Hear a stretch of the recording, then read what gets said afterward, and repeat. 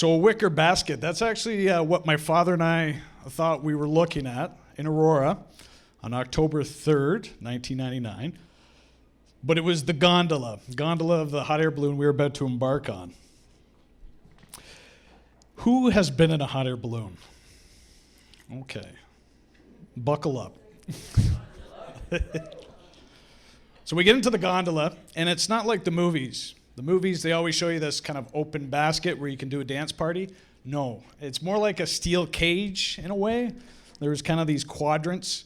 And the reason is because they have a steel frame to hold the burners that would propel us into the sky.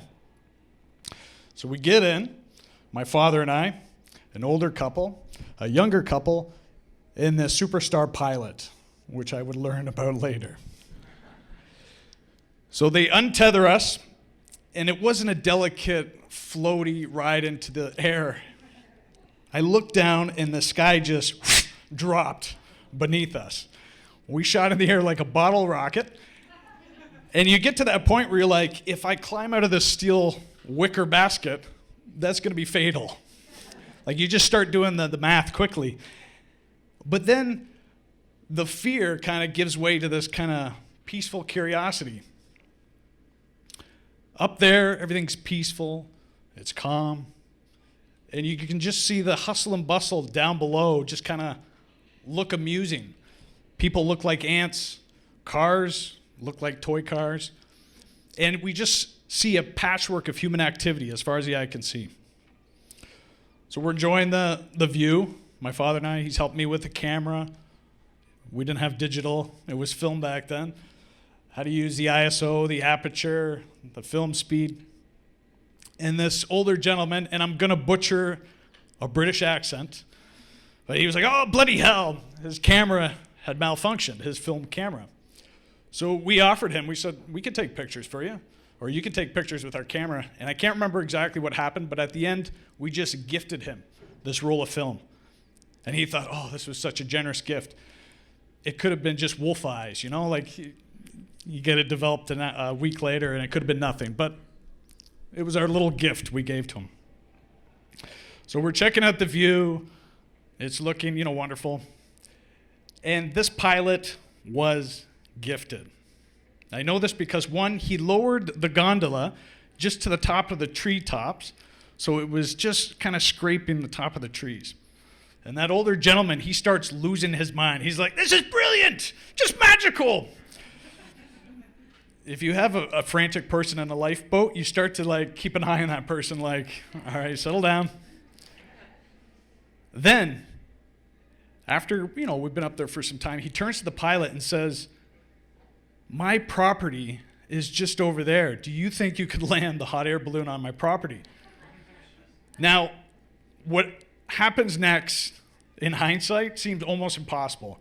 I think there might have been some planning. You learn about downwind and how much maneuverability do you have in a hot air balloon. So the pilot, he says, yeah, not a problem. So we get lower and lower, and all of a sudden, we land, more like we start bouncing on this gentleman's lawn across his driveway.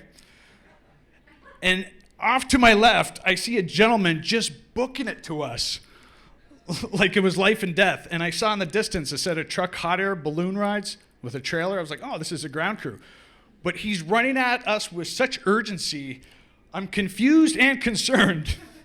So he grabs onto the gondola. The pilot, he also jumps out. And the both of them are like Wile E. Coyote. Heels, dirt kicking up.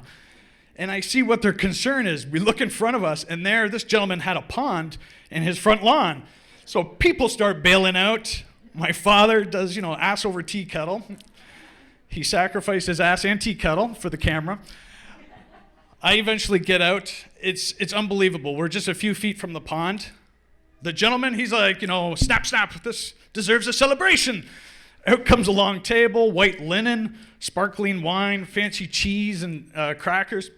And he points to me and he says, you, my friend, I got something for you for that film you gave me. And he gave me a pint of beer. I was 19 at the time, so I was like, oh, this is so tasty. We calm down, We have our drinks. The pilot is like bragging to his crew, like, that's one for the books, right? But my father and I drive away, and we're just looking at each other saying, can you believe that just happened? It was unbelievable. Now, that whole thing, what I remember most was spending that adventure with my father, because the next year he did pass away. So it was a wonderful adventure to share just with my father. That little adventure, it must have had an impact on me, because when I was 28, I took up skydiving. And I slowly started off learning how to pack parachutes, then reserves, then I started coaching, instructing, and I would always love it when I was under canopy and I could see that hustle and bustle just kind of slow down and it was all peaceful. Now, if you asked me a couple of years ago, what is an adventure like? I would have gave you a ridiculous answer. I racked up 750 jumps part-time, and my idea of adventure was a little skewed. Until recently, my mom, she told me a story. And I don't know if it was, I believe it was this year that she told me, that just before my father passed away, he was going through the different stages we all will go through, and that was anger and frustration. He was lashing out, he was losing his patience. And one day he just said to my mom, I gotta go somewhere. And being the caring, loving wife and primary caregiver, she said, well, where do you want to go, dear? I can take you. It's not that big a deal. And I'm paraphrasing, but my father basically said, damn it, woman, I can drive myself. To which point she said, fine. So he took forever to get ready. It took him forever to get his way out to the car in the driveway. At one point, my mom looked out the window, and there he was kind of sprawled over the hood, just trying to catch his breath, like, He gets in the car, and he drives away. Now, my mom is losing her mind. She's getting frantic. She's like, how could I do that? He's probably going to pass out. He's going to get in a horrible accident. He's probably going to hurt somebody else.